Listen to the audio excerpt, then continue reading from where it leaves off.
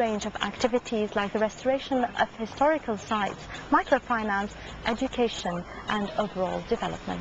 Your Highness, thank you very much for giving us the opportunity to interview you. Now, the Aga Khan network has done work all over the world. Yes. What's the idea behind this work?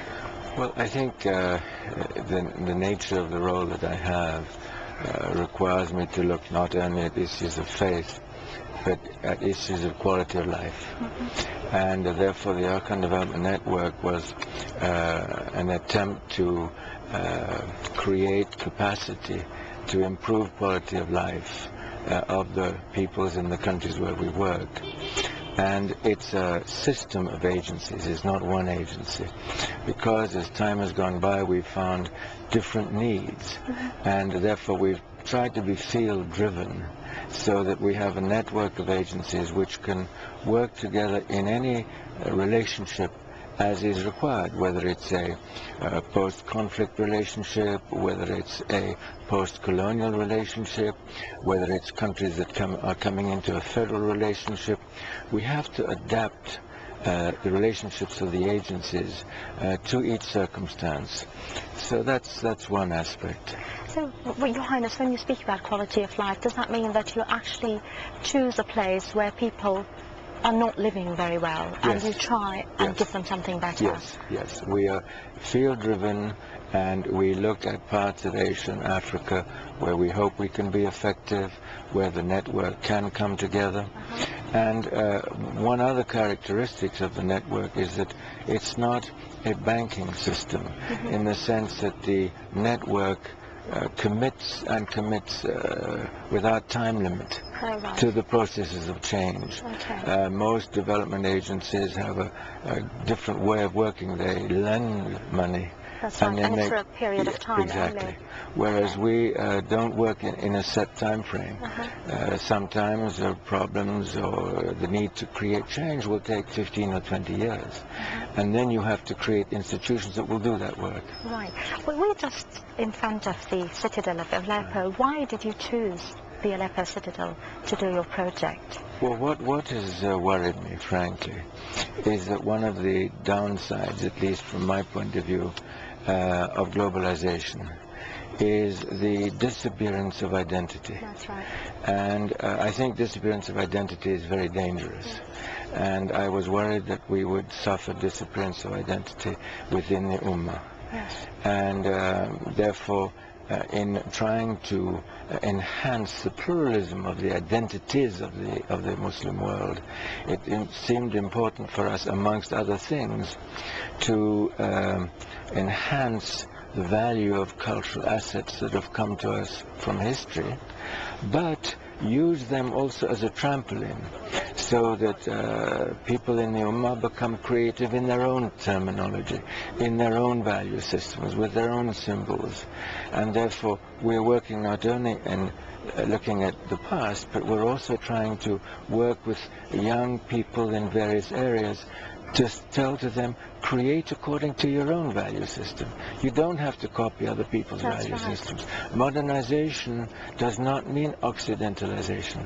That's right. And usually the copies are just quite bad copies that have no significance in this area of the world. Well, one of the things we found, which was absolutely amazing when I started the award for architecture, we looked at the schools of architecture in the Islamic world.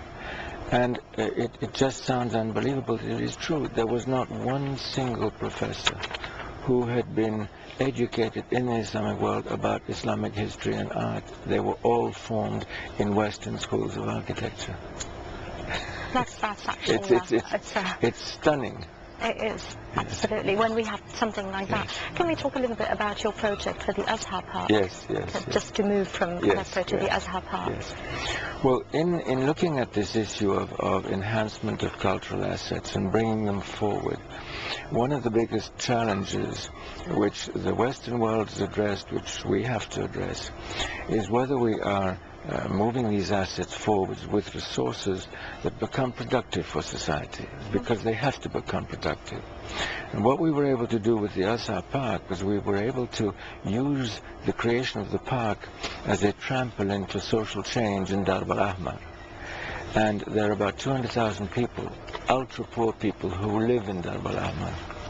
And so the notion of making significant commitments to cultural assets is to not only enhance them, but enhance their role in economic and social development of the populations that live around. We think that around this project there are about 100,000 people who will be impacted by the economic outfall and the social outfall of what we do here. And it's seeing work all over the world, basically. It seems to be a continuing effort. I'm not talking only about the work of the network, but in a larger and more historical frame. You continue work that began 1,000 years ago, like in Cairo, you know, what was built by the Fatimite Caliph. And you came 1,000 years later to beautify it. Is this a trend that you follow? In a certain extent it's a trend, because essentially we're working in Asia and Africa. Yes. We're working in countries where we've had a long established relationship, or where there is a new relationship which is important. And it can be partially driven by the presence of the Ismaili community, but it can also be driven by regional constructs. Central Asia has a regional construct which is moving forwards. Eastern Africa has a regional construct. Do you have projects in Central Asia? Oh yes, very much so. Okay. Yes. Okay. In Tajikistan, Kazakhstan, Kyrgyzstan, Okay. Afghanistan. Oh, right. Yeah. Okay. Do you believe in public-private cooperation? Very much so. Very much so. I think we lived through the 60s and the 70s in a conflict of dogmas, and that paralyzed a lot of processes. And I think today there are some areas of development which have to be dealt with at the national level by the government. There are other areas which are best handled by private initiative, and not necessarily initiative for profit, just private initiative, civil society. Yes. And the two really have to work together to be effective. And so I very much encourage the notion of dialogue, public-private discussion. I think it's highly important. The notions of conflict between the private sector and the public sector is something I hope will never come up again. Would you say it's difficult to actually find that point where both parties are happy? I think it is. I think it is a question of will. And then it has to be adapted to each type of situation, because it's going to be different if it's in the economic sector or the cultural sector. And talking of the economic sector, you've already got a microfinance program in Syria, and soon you're going to be launching the first microfinance institute in Syria. How do you view the role of microfinance in society? Our involvement in microfinance started in rural development, because what we found was that by using microfinance in rural environments, we were able to give village communities financial resources that they could use for their own development. And then we found that this whole area of microfinance, which in simple terms is lending on trust, That's right.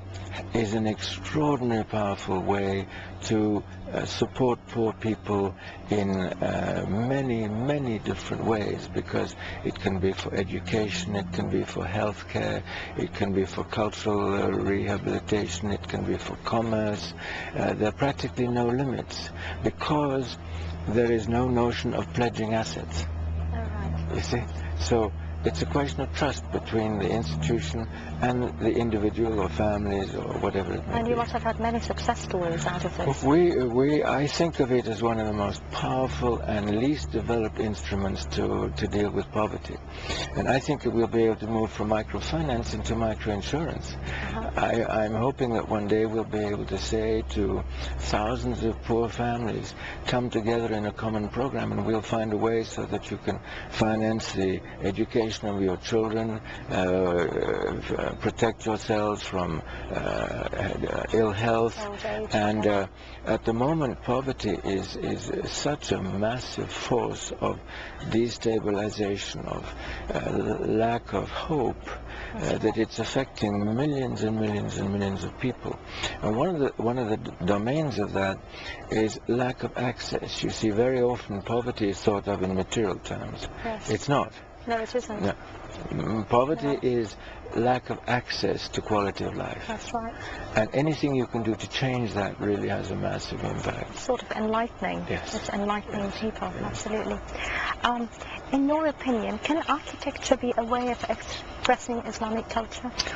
It has been since centuries and centuries, and that's not specific to the Islamic world.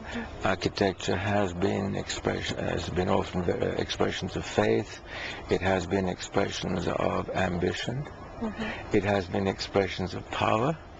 It has been expressions of how would I call it, of hope.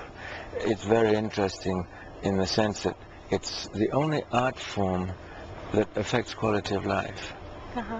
It is the only one. There's no other one. And people, when they have a beginning of improvement of quality of life, the first thing, or one of the first things they do, is to improve their housing. So that sort of momentum towards improving the physical environment is part of human society. But do you think actually that now, like, Islamic architecture is not to the forefront as it was before? Well, as I said earlier, I think we tended to go away from our roots, and we have to come back to our roots, so that the relationship, for example, of space to place, the symbols of Islamic architecture, that there are enormous numbers of factors which influence our environment. Construction materials, land values, and what we, I think, need to do is try to make sure that, for example, public spaces, which have always been a very powerful element of our environment, and indeed the Qur'an itself refers to our duty to pass on an improved quality of environment, and so public spaces are important. Water is a symbol. Water is a big problem. Actually, is a big problem. The height of the minaret is a very important issue, and so these are the sorts of things that we need to remember, to reflect upon. So does the Aga Khan network do anything in the way of promoting Islamic architecture on an individual level? Let's set aside big projects like the one behind us. Well, when I started the award for architecture, we had a number of seminars in the Muslim world, and many of the architectural communities and the building communities said to us, fine, we understand the problem. We like the way you're approaching it, because it has to have a multiple approach. But let's get away from dialogue and move into action. Show us, don't only talk to us. So we then entered into two areas. One was education, where I created this program at Harvard and MIT in Islamic architecture to train younger generations. And the second thing we did was we looked at specific situations, which was essentially the historic city. And the historic city is a development process, not only a cultural process. The historic city is, generally speaking, a concentration of the ultra-poor. Because there are many factors that cause that. But so if you impact a historic city, you're first of all impacting the quality of life of the ultra-poor. Then you're reviving a cultural asset. Then you're learning what has caused the degradation of the environment and what you can do to stop that happening elsewhere. So there are many lessons there. In your speech at the opening of the Citadel yesterday, you spoke about the Ummah, and you spoke with a lot of nostalgia, I thought. How do you feel about that, about the fact that a lot of the cities, as you said, 1/3 of the cities listed in UNESCO actually are from the Ummah? Right. And now they're not in a very good condition. Well, I think there are a number of factors that the Muslim world and others don't control. One is the phenomenon of urbanization. That is a process. That's right. You can slow it up, but you probably can't stop it. So one of the features of slowing down the urbanization process is improving the quality of life for the rural environments. In most of our countries, the populations are between 70% and 80% rural. In industrialized societies, 1.5% of the population produces 100% of the agricultural output. So I think that what we have to try and do is accept the notion of urbanization, but do it in such a way that we improve the quality of the urban environment. And in our societies, the open space has always been a major feature, particularly of high-profile monuments. So when you talk about the citadels, when you talk about mausolea, you talk about mosques, very often they're extraordinary environments. And look at, for just one typical example is the Taj Mahal. Oh, that's right. That's right. That's an amazing place. It's an amazing place. And that is also taking symbolism from the Qur'an that has been translated into the concept of the space around. That's right. You always say in one of your speeches that we have to look back in order for us to look forwards. And how does your work rejuvenate Islam and help Muslims face the modern challenges that now they are facing? Right. Well, I think first of all, we need to, I don't mean to be pretentious, but our history within the Ummah is massively pluralist. Yes. And I think the first thing we need to do is recognize the incredible value of that pluralism. It's a very important point, the pluralism of Islam, which people don't really speak about. Well, you know, because our history, our peoples are pluralist, we benefit from the talents of all these people, all their histories. But in order to do that, we have to accept that within the Ummah there are differences. But that's the same of any society, Christian societies and others. So pluralism to me seems to be very important. The second thing that's important is social values. Because in Islam the relationship between deen and dunya is different than in the Christian world, the ethics of Islam impact everyday life. That's right. And we have to try and keep that as a fundamental value of the Islamic world. I don't want to see a situation which I've seen or I see in other parts of the world where faith becomes something which you access on certain opportunities and the rest when you choose, when you it says you choose. best. Exactly. When it says you best, absolutely. You speak a lot about the clash of ignorance. Yes. And that seems to be a much, much better way of describing the clash of civilizations. Yes. Can you just elaborate? Well, I think that if you look at modern education has been driven in the last centuries essentially by the Judeo-Christian societies.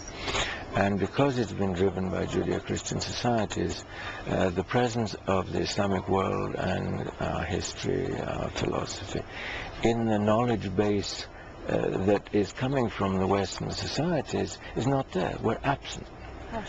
And being absent causes an enormous vacuum of understanding, of appreciation, of respect, and I think it's up to us to now make a much greater effort to illustrate the extraordinary history that we have, the fact that we accept pluralism, the fact that we have great philosophers. How can we prove that, though? It seems to be such a difficult job.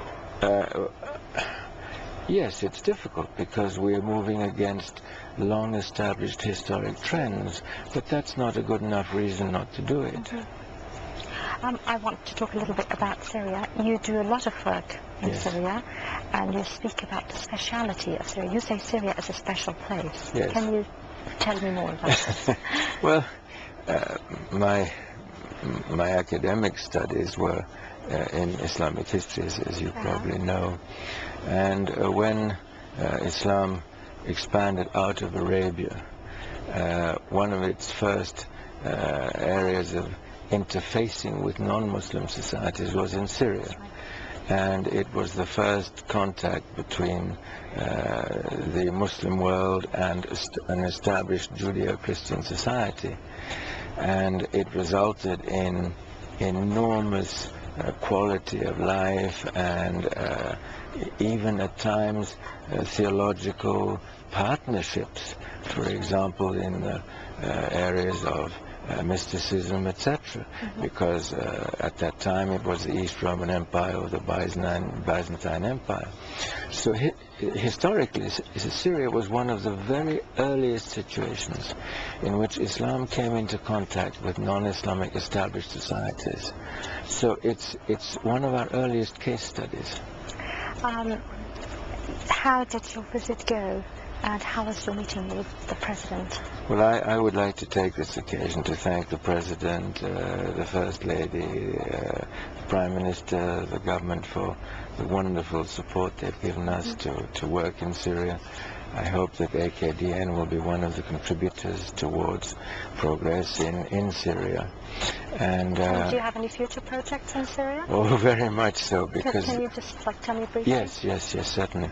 Well, what we want to do, because the nature of the Aga Khan Development Network is a multi-input system, we'd like to impact areas of Syrian development, not just one. Okay. And therefore we're looking at support in education, we're looking at support in healthcare, we're looking at support in economic development, we're looking at support in cultural development, we're looking at support in economic development. So the agreement we had in 2001 established the relationship which gave us that potential.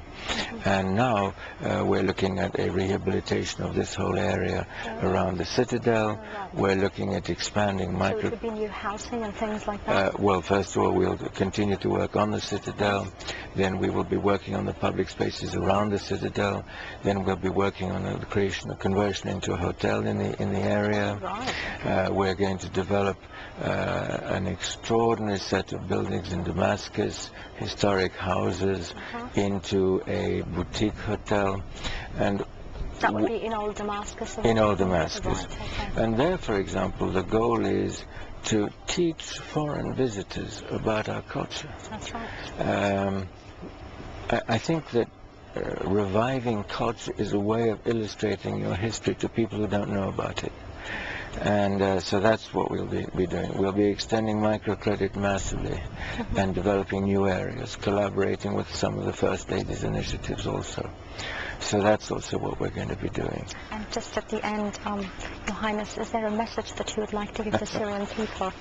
Well, first of all, the respect and admiration that I have for Syria and its historic role within the Ummah. Secondly, the notion that progress does not mean occidentalization. Progress in the Ummah means moving forwards in quality of life, but not giving up your identity, not giving up your value systems. Indeed, our value systems are massively important for the future. That's right. Thank you very much. You're welcome. Thank you.